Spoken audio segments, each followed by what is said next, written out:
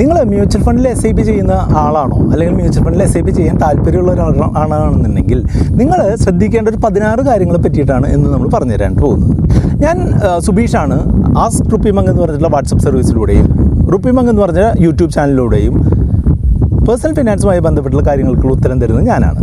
Long term ആയിട്ടുള്ള ഒരു wealth ബിൽഡിങ്ങിന്, long term ആയിട്ട് നമ്മൾ പണം സമ്പാദിക്കുന്നതിനായിട്ട് എൻ്റെ ഒരു അഭിപ്രായത്തിൽ ഏറ്റവും നല്ല ഒരു മെത്തേഡാണ് മ്യൂച്വൽ ഫണ്ടുകളിൽ SIP ചെയ്യുക അല്ലെങ്കിൽ മ്യൂച്വൽ ഫണ്ടിൽ ഇൻവെസ്റ്റ് ചെയ്യുക എന്നുള്ളത്. അപ്പോൾ നിങ്ങൾ മ്യൂച്വൽ ഫണ്ടുകളിൽ SIP ചെയ്യാൻ ആഗ്രഹിക്കുന്ന ഒരാളാണ് അല്ലെങ്കിൽ മ്യൂച്വൽ ഫണ്ടിൽ SIP ചെയ്തുകൊണ്ടിരിക്കുന്ന ഒരാളാണെന്നുണ്ടെങ്കിൽ നിങ്ങൾ തീർച്ചയായിട്ടും ശ്രദ്ധിക്കേണ്ട കുറച്ച് കാര്യങ്ങളെ പറ്റിയിട്ടാണ് ഇന്ന് നമ്മൾ പറഞ്ഞു തരാനായിട്ട് പോകുന്നത്.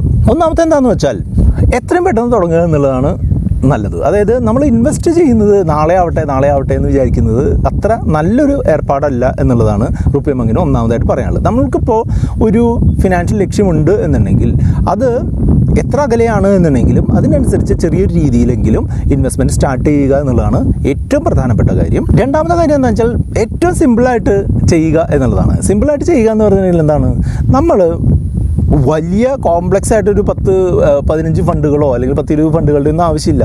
നമ്മൾക്ക് ഒരു ലക്ഷ്യത്തിന് ഒരു ഫണ്ടോ അല്ലെങ്കിൽ മാക്സിമം ഒരു 2 ഫണ്ടോ എന്നുള്ള രീതിയിൽ മാത്രം നിക്ഷേപിക്കുക. അങ്ങനെ മാക്സിമം ഒരു 4-5 ഫണ്ടുകളുള്ള ഒരു മ്യൂച്വൽ ഫണ്ട് പോർട്ട്ഫോളിയോ തയ്യാറാക്കിക്കൊണ്ട് അത് കൃത്യമായിട്ട് മുന്നോട്ട് കൊണ്ടുപോവുക എന്നുള്ളതാണ് ഏറ്റവും പ്രധാനപ്പെട്ട മറ്റൊരു കാര്യം. അടുത്തത് ഡിസിപ്ലിൻ ഉണ്ടാവുക എന്നുള്ളതാണ്. ഡിസിപ്ലിൻ ഉണ്ടാവുക എന്ന് പറഞ്ഞിട്ടുണ്ടെങ്കിൽ എന്താണ്, നമ്മൾ ഇൻവെസ്റ്റ് ചെയ്യുന്നത് ഒരു ശ്രദ്ധയോടെ കാര്യക്ഷമതയോടെ കൃത്യമായിട്ടുള്ള ഇടവേളകളിൽ ചെയ്യുക എന്നുള്ളതാണ്. അതാണ് ഡിസിപ്ലിൻ ഉദ്ദേശിക്കുന്നത്. ഈ ഡിസിപ്ലിൻ ഉണ്ടാക്കുന്നതിനായിട്ടാണ് മ്യൂച്വൽ ഫണ്ട് കമ്പനികൾ SIPകൾ തുടങ്ങിയിട്ടുള്ളത്, സിസ്റ്റമാറ്റിക് ഇൻവെസ്റ്റ്മെൻറ്റ് പ്ലാനുകൾ തുടങ്ങിയിട്ടുള്ളത്. സിസ്റ്റമാറ്റിക് ഇൻവെസ്റ്റ്മെൻറ്റ് പ്ലാൻ എന്ന് പറഞ്ഞിട്ടുണ്ടെങ്കിൽ ഓരോ മാസവും നിങ്ങൾക്ക് ചെറിയൊരു എമൗണ്ട് നിങ്ങൾക്ക് അതേ ഫണ്ടിൽ സെയിം ഡേറ്റിൽ ഇൻവെസ്റ്റ് ചെയ്തുകൊണ്ട് മുന്നോട്ട് പോകുന്നതിനെയാണ് SIP എന്ന് പറയുക. അപ്പോൾ ഈ SIP ഇല്ലാതെയും നമുക്ക് ഡിസിപ്ലിൻഡ് ആവാണ്ടോ. അതായത് നമ്മൾ തീരുമാനിക്കുകയാണ് നമ്മൾക്ക് SIP ഒന്നും വേണ്ട, നമ്മൾ എല്ലാ മാസവും 10-ാം തീയതി ഇത്ര എമൗണ്ട് നമ്മൾ ഇതിലേക്ക് ഇടും എന്ന് പറഞ്ഞിട്ട് നമ്മൾക്ക് സെൽഫ് ഡിസിപ്ലിൻ ഉണ്ടെങ്കിൽ ഈ SIP ഇല്ലാതെയും കാര്യം നടത്തും.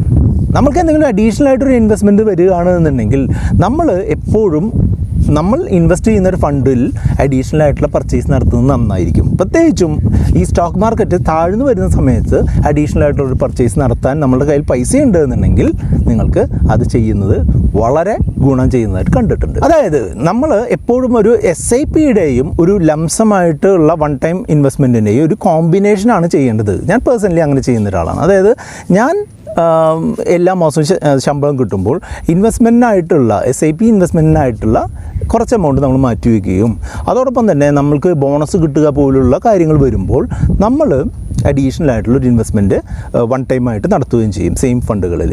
അങ്ങനെ നമ്മളുടെ ഗോളുകളിലേക്ക് എത്രയും പെട്ടെന്ന് ഒരു ഫിനാൻഷ്യൽ ഫ്രീഡം ഉണ്ടാക്കുക എന്നുള്ള ലക്ഷ്യത്തിൽ ഇൻവെസ്റ്റ് ചെയ്യുന്നത് വളരെ നല്ലൊരു ഏർപ്പാടാണ് എന്നാണ് RupeeMonkന് പറയാനുള്ളത്.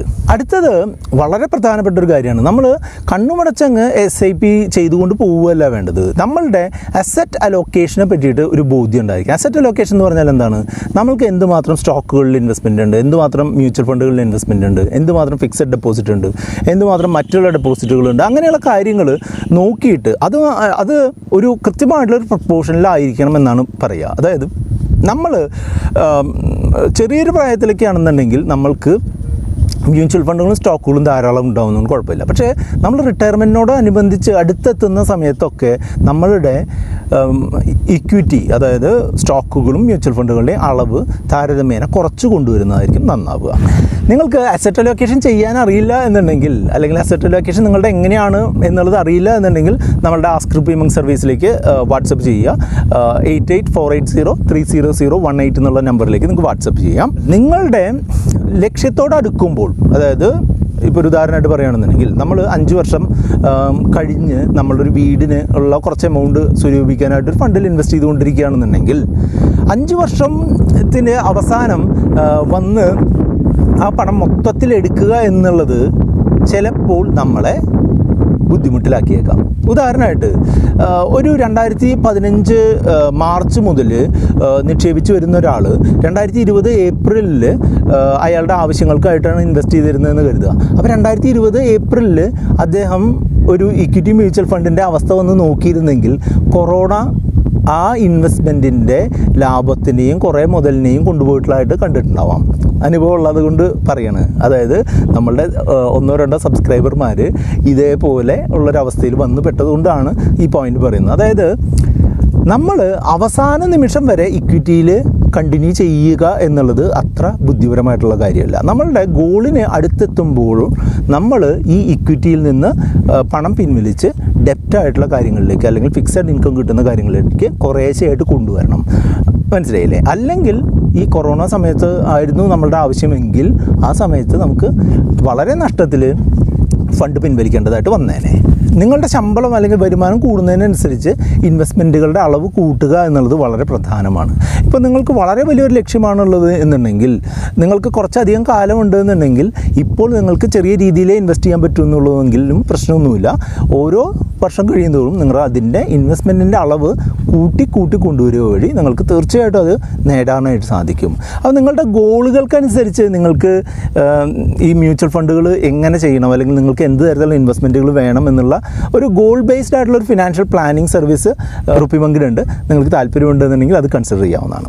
നമ്മൾക്ക് എന്തുമാത്രം റിസ്ക് എടുക്കാൻ പറ്റുന്നു എന്നുള്ളത് ഫണ്ട് സെലക്ഷനിൽ വളരെ ഇമ്പോർട്ടൻ്റ് ആയിട്ടുള്ളൊരു കാര്യമാണ്. അതായത്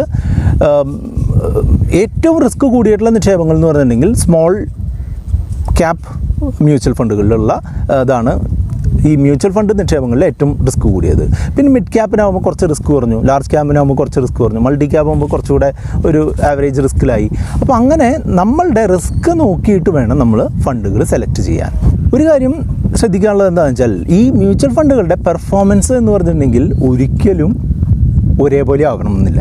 ഇന്ന് നന്നായിട്ട് പെർഫോം ചെയ്യുന്ന ഫണ്ട് നാളെ മോശമായിട്ട് പെർഫോം ചെയ്യാം. ഞാനൊക്കെ ഇൻവെസ്റ്റ്മെൻറ്റ് തുടങ്ങുന്ന സമയത്ത് മെയിനായിട്ടുള്ള ഫണ്ടുകൾ എന്ന് പറഞ്ഞെങ്കിൽ ഫ്രാങ്ക്ലിൻ ഇന്ത്യയുടെ ഫണ്ടുകളും HDFCയുടെ ഫണ്ടുകളൊക്കെ ആയിരുന്നു വളരെ നന്നായിട്ട് പെർഫോം ചെയ്യുന്നത്.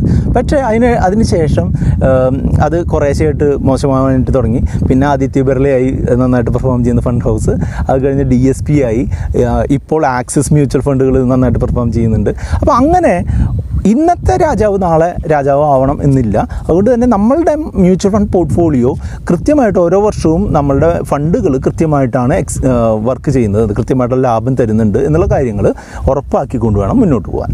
ഫണ്ടുകൾ സെലക്ട് ചെയ്യുമ്പോൾ ഒരു ലോങ് ടേമിൽ ഈ ഫണ്ടുകൾ എന്തുമാത്രം ഗുണം തന്നിട്ടുണ്ട്, അല്ലെങ്കിൽ ഭാവിയിൽ തരാൻ സാധ്യതയുള്ള റിട്ടേൺ നല്ല രീതിയിൽ തരാൻ സാധ്യതയുള്ള ഫണ്ട് സ്റ്റോക്കുകളിലാണോ ഇത് ഇൻവെസ്റ്റ് ചെയ്തിട്ടുള്ളത്, അങ്ങനെയുള്ള കാര്യങ്ങളൊക്കെ നോക്കിയിട്ട് വേണം ഫണ്ട് സെലക്ട് ചെയ്യാൻ. ഈ ഫണ്ടുകൾ റിവ്യൂ ചെയ്യുമ്പോഴും ഈ കാര്യങ്ങളൊക്കെ നോക്കണം. നമ്മളുടെ പെർഫോമൻസ് എങ്ങനെയുണ്ട്, ഇതിൻ്റെ ബെഞ്ച് മാർക്കുമായിട്ട് അല്ലെങ്കിൽ ഇതിനെ ബേസ് ചെയ്തുകൊണ്ടുള്ള ഈ മറ്റുള്ള ഫണ്ടുകൾ എങ്ങനെ പെർഫോം ചെയ്യുന്നു, അത് അല്ലെങ്കിൽ ഇത് ബേസ് ചെയ്തിട്ടുള്ള ഇൻഡെക്സ് എങ്ങനെ പെർഫോം ചെയ്യും, ഇൻഡെക്സുമായിട്ട് കമ്പയർ ചെയ്യുമ്പോൾ ഇത് എങ്ങനെ പെർഫോം ചെയ്തു എന്നുള്ള കാര്യങ്ങളൊക്കെ നമ്മൾ നോക്കേണ്ടതുണ്ട്. അപ്പോൾ ഇങ്ങനെ നിങ്ങൾക്ക് ഈ ഫണ്ടുകൾ റിവ്യൂ ചെയ്യാൻ അറിയില്ല എന്നുണ്ടെങ്കിൽ നമ്മളുടെ ആസ്ക് RupeeMonk സർവീസിൻ്റെ പോർട്ട്ഫോളിയോ റിവ്യൂ സർവീസ് ഉണ്ട്, കോംപ്രിഹെൻസീവ് റിവ്യൂ സർവീസ് ഉണ്ട്. അതിൽ നിങ്ങൾക്ക് കോൺടാക്ട് ചെയ്യാം. പെർഫോമൻസ് അങ്ങനെ റിവ്യൂ ചെയ്തതിന് ശേഷം നമ്മൾ ചെയ്യേണ്ടത് എന്താണെന്ന് വെച്ചാൽ, നമുക്ക് നല്ലതും മോശമായിട്ടുള്ള കുറച്ച് ഫണ്ടുകൾ ഉണ്ടെന്നുണ്ടെങ്കിൽ മോശക്കാരെ തട്ടുക എന്നുള്ളതാണ് നമ്മൾ ചെയ്യേണ്ടത്. അല്ലാതെ മോശക്കാരെ നിലനിർത്തിയിട്ട് നല്ലവരെ തട്ടിക്കഴിഞ്ഞാൽ നമ്മൾക്കത് ഗുണം ചെയ്യില്ല. അതുകൊണ്ട് മോശക്കാരായ ഫണ്ടുകളെ ഒഴിവാക്കിയിട്ട് നല്ല ഫണ്ടുകളെ ചേർക്കുക എന്നുള്ളതാണ് എപ്പോഴും ചെയ്യേണ്ട ഒരു കാര്യം. മറ്റൊന്ന്, ഇപ്പോൾ മ്യൂച്വൽ ഫണ്ടുകളിൽ ടാക്സേഷൻ ഒരു പ്രധാനപ്പെട്ട ഘടകമാണ്. അതായത് മ്യൂച്വൽ ഫണ്ടുകളിൽ നിന്ന് കിട്ടുന്ന ലാഭത്തിന് അതിൻ്റെ തരത്തിനും അത് എത്ര നാളായിട്ട് നമ്മൾ ഹോൾഡ് ചെയ്യുന്നു എന്നുള്ളതിനനുസരിച്ച് ലാഭത്തിന് നമ്മൾ ടാക്സ് കൊടുക്കേണ്ടതുണ്ട്. അപ്പോൾ ഈ ടാക്സേഷനെ പറ്റിയിട്ട് നമ്മൾ ഒരു ഡീറ്റെയിൽഡ് ആയിട്ടുള്ള ഒരു വീഡിയോ ചെയ്തിട്ടുണ്ട്. ആ വീഡിയോയുടെ ലിങ്ക് മെയിലിലുണ്ട്, നിങ്ങൾക്ക് കാണാം. അതുപോലെ വീഡിയോയുടെ ലിങ്ക് നമുക്ക് ഡിസ്ക്രിപ്ഷനിലും ഉണ്ട്, അത് നിങ്ങൾക്ക് കാണാം. അപ്പോൾ ആ ടാക്സേഷനെ ബേസ് ചെയ്തുകൊണ്ട് നിങ്ങൾ ഓരോ വർഷവും കുറേശ്ശെ ഫണ്ടുകൾ വിൽക്കുന്നത് കുറച്ച് അഡ്വാൻസ്ഡ് ആയിട്ടുള്ള ഇൻവെസ്റ്റർമാർക്ക് കൺസിഡർ ചെയ്യാവുന്ന ഓപ്ഷനാണ്. ഈ പ്രോഫിറ്റ് ഹാർവെസ്റ്റിംഗ് അല്ലെങ്കിൽ ലോസ് ഹാർവെസ്റ്റിംഗ് എന്നൊക്കെ പറയും. ആ ഒരു ടെക്നിക്ക് ഉപയോഗിച്ച് നിങ്ങൾക്ക് കുറേശ്ശെ ലാഭം എടുത്ത് മാറ്റി വീണ്ടും മറ്റൊരു ഫണ്ടിൽ ഇൻവെസ്റ്റ് ചെയ്ത് കഴിഞ്ഞിട്ടുണ്ടെങ്കിൽ ടാക്സ് കൊടുക്കുന്നത് ഒഴിവാക്കാനായിട്ട് സാധിക്കും. അതിൻ്റെ ടെക്നിക്ക് നമ്മൾ ഡീറ്റെയിൽഡ് ആയിട്ട് ഞാൻ ഫോളോ ചെയ്യുന്നൊരു ടെക്നിക്ക് താഴെ കൊടുത്തിട്ടുണ്ട്. ഡിസ്ക്രിപ്ഷൻ നോക്കിക്കൊണ്ട് നിങ്ങൾക്ക് ഡിസ്ക്രിപ്ഷനിലെ വീഡിയോ കണ്ടുകൊണ്ട് മുന്നോട്ട് പോകാം. നിങ്ങളെപ്പോഴും ചെയ്യേണ്ടത് എന്താണെന്ന് വെച്ചാൽ, നിങ്ങളുടെ ആവശ്യങ്ങൾ എന്താണ്, നിങ്ങളുടെ റിസ്ക് എടുക്കാനുള്ള കഴിവ് എത്രയാണ്, അങ്ങനെയുള്ള കഴിവുമായിട്ട് മാച്ച് ചെയ്യുന്ന ഫണ്ടുകൾ എത്രയാണ്, എത്ര കാലത്തേക്ക് നിക്ഷേപിക്കാം എന്നുള്ളതിനേക്ക് നോക്കിയിട്ട് നല്ല ഫണ്ടുകൾ സെലക്ട് ചെയ്യുക, ആ ഫണ്ടുകൾ റിവ്യൂ ചെയ്യുക, കൃത്യമായിട്ടുള്ള തീരുമാനങ്ങൾ എടുത്തുകൊണ്ട് മാറ്റങ്ങൾ വരുത്തിക്കൊണ്ട് മുന്നോട്ട് പോകുക എന്നുള്ളതാണ് എപ്പോഴും ചെയ്യേണ്ട ഒരു കാര്യം. അപ്പോൾ അതിൽ എന്തെങ്കിലും സംശയങ്ങളുണ്ട് അല്ലെങ്കിൽ എന്തെങ്കിലും സപ്പോർട്ട് വേണമെന്നുണ്ടെങ്കിൽ ആസ്ക് RupeeMonk സർവീസിനെ കോൺടാക്ട് ചെയ്യാനുള്ള നമ്പറാണ് കാണുന്നത്. ഇതുമായിട്ട് റിലേറ്റ് ചെയ്തിട്ടുള്ള 2 വീഡിയോകൾ നിങ്ങൾക്ക് ഇവിടെ കാണാം. ആ വീഡിയോകൾ കണ്ടുകൊണ്ട് നിങ്ങൾക്ക് മുന്നോട്ട് പോകാം. ചാനൽ സബ്സ്ക്രൈബ് ചെയ്യുക, കൂട്ടുകാരുമായിട്ട് വീഡിയോ ഷെയർ ചെയ്താൽ അവർക്കും കൂടെ ഉപകാരമാവും.